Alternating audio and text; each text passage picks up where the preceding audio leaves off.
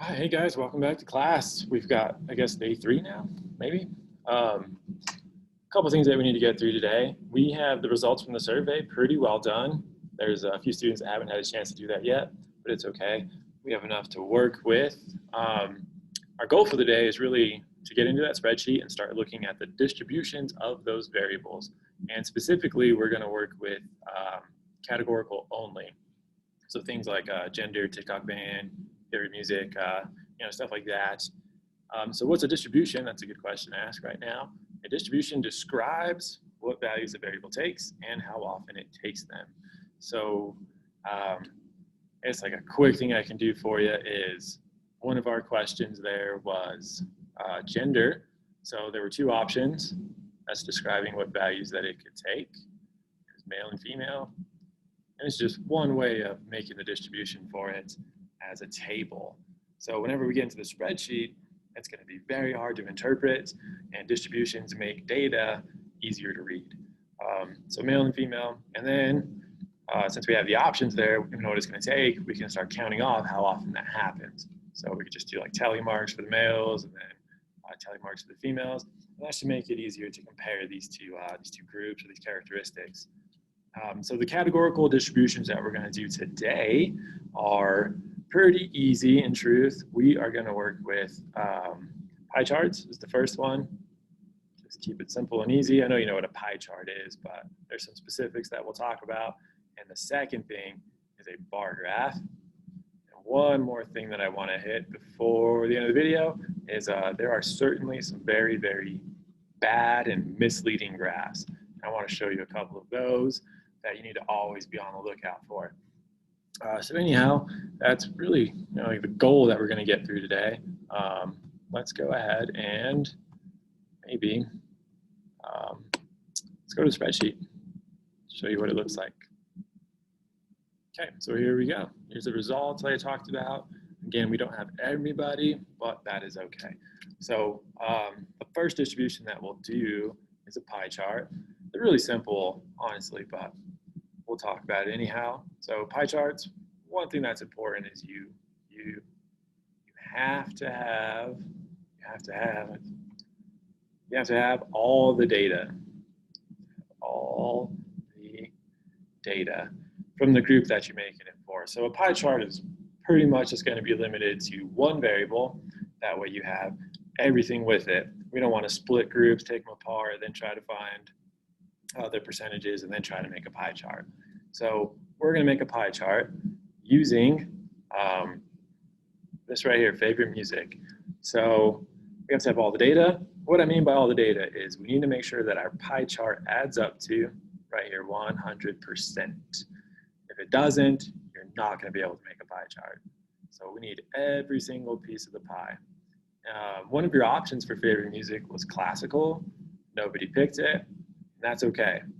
It's not going to have any effect on our pie chart because we still have all the data. We have the data from every single participant. If I was missing something, like right here, I was missing a GPA score, then I would have to take off one individual because I wouldn't have all the data. So anyhow, let's just go ahead and make the pie chart. You can see, what it looks like, and it's super easy to read, which is, fantastic. By the way, instead of counts, stats usually uses frequencies. So this isn't the count of these people. The frequency is how often it happened, right? And then if you ever see relative frequency, that is referring to percentages. This frequency divided by the whole amount. So 3 divided by 18, and that's how I got 17%. Okay, I have got this thing in the way, but I'm going to insert a pie chart. Nice, simple, easy one. There you go. Of course, you would want to change the title of it to, let's go with son of a fave music distribution. You can definitely play around with this if you wanted to and make it look a lot nicer. Like we can see country has the biggest slice, so it's the most popular music in our class. All the 3 of these put together, it looks like they're all pretty even. Rap's probably second place with 28%. And you can see those with these values here. So the distributions really help identify the characteristics. So your pie chart has to add up to 100%. You don't want any missing data. That's not a good thing when you're making a pie chart. Feel pretty good about that. Easy to make, nothing too difficult about it. Now, a bar graph has another capability that a pie chart doesn't. So I could have absolutely made a pie chart about this and just display those percentages, right? I'll make a really rough sketch because I don't feel like making it digitally right now. But I could have had, C for country, RA for rap, RO for rock or whatever, had my percentages, my relative frequency over here, and made bars for each one of these categories.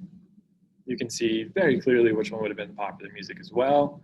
So either way, pie chart, if you can make a pie chart out of it, you can absolutely make a bar graph out of it as well. So what does the bar graph do that the pie chart doesn't? So I saw this really funny meme yesterday. Whenever you're in your Zoom meeting, you're in Call of Duty, you're playing with your teacher, and then he joins the same match. It had me cracking up pretty much. But anyways, age group and percentage of people that play Call of Duty. So we've got teenagers play the most at 54%, and then it goes down the line, seniors, 55 and up, 3% of them have ever played Call of Duty, which is probably a pretty accurate trend. So the issue here is that we do have a categorical variable. We've got just the number of people that do play Call of Duty, and I express this as a relative frequency. So again, the issue here is if I were to add together all of these things, they exceed 130%, or they exceed 100%. We've got 130%. So that's why it doesn't make sense to make a pie chart here, even though you could still make a bar graph. Suppose we could just do that real quick so you can see what it looks like. Insert a bar graph. Again, I just like to go as simple as possible, simple and easy to read. So there you go. That breaks down all the percentages very easily for you. This was already in a table distribution, so that makes it a little bit easier to interpret. But we got age category 12 to 17, 18 to 24, so on, and then we've got this as the smallest category. It's another very easy chart to make that gives you a lot of very valuable information. And again, sometimes you can make a bar graph without making a pie chart, right? Sometimes the bar graph applies, but the pie chart doesn't. One more thing I wanted to add here, it's going to come to me, I think, hopefully. Why does it add up to more than 130? It's because each age group was sampled individually. So 54% is literally 54% of all 12 to 17-year-olds. So the 54% applies to just this group. So you can make a pie chart with this, where you've got two pieces, those that said, yes, I do play Call of Duty, and then those that say no. But again, we're adding separate groups here, and that's why it's exceeding 130% or 100%. I keep doing that. If I would have put like a column for don't play, it would have been another disaster. So anyhow, that's it. Pie chart, bar graph. One more thing on a bar graph. It might seem kind of silly right now, but it actually is important. Notice on the bar graph, the bars on a bar graph, the bars do not touch. That's a pretty important distinction when we get into quantitative variables later in the week, okay? Bar graphs, the bars don't touch. Let me clear this. I got one more thing to show you, right? The pie chart we got, bar graph we got, now bad graphs. So I was gonna do the TikTok ban for this one, and I'm not quite done, but let's count all the students to get the frequency of people that said yes. That said yes. Here we go. So we got 11 people that said yes. There's 18 people in our that had completed the survey, so that means this is 7. I should probably change count to frequency. And then so to do the relative frequency here, I'm gonna kind of move this. So this would be 11. We had 11 people say yes. I'm in favor of getting rid of TikTok. Out of 18 that responded, And here we had 7 out of 18. Cool. So those two things would add up to 100%, and you could absolutely make a pie chart. I just want to format this to a percent. Okay. So one last thing I want to show you, and something that you always need to be on the lookout for, is I can make a graph for the TikTok band frequency and the relative frequency right here. And here, let me go back to that little like whiteboard thing. It might be easier to see and be faster than having to edit the digital graph. That's my hope, anyways. So, point I'm trying to make was for the TikTok band, we had 61% say yes, 61% say let's get rid of TikTok. I don't want people spying on me and whatever, and then 39% said don't take that away. It's my freedom. So, how I would make a graph here? The pie chart, it would be pretty easy. Just make the pie for yes, the slice a little bigger than the no. So a bar graph, here I'll go with TikTok band to label it, TikTok band. And I'm expressing this as a relative frequency. So I'll use percentages for my y-axis units. And then I got two groups. Since it's a categorical variable, I'm going to make the bars not touch.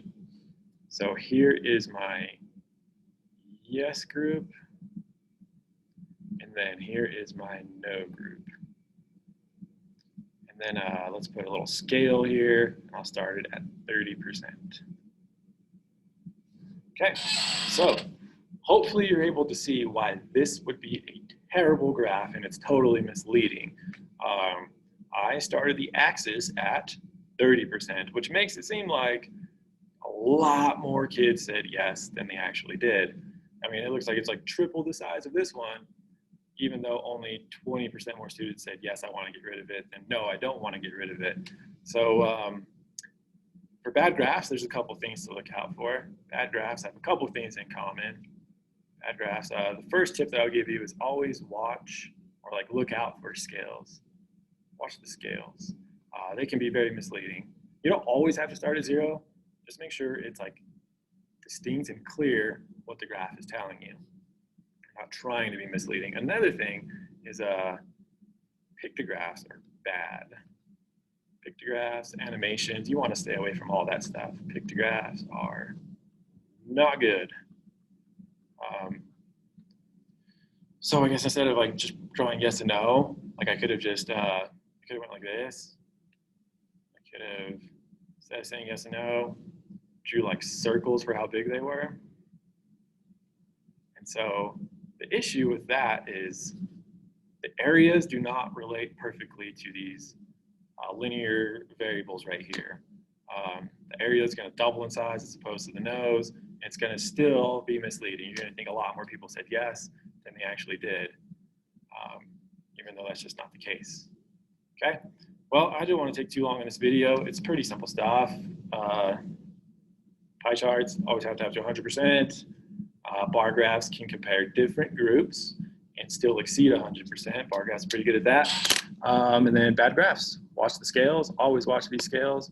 And then pictographs, stay the heck away from those things. So hey, thanks for watching, and I will see y'all in class.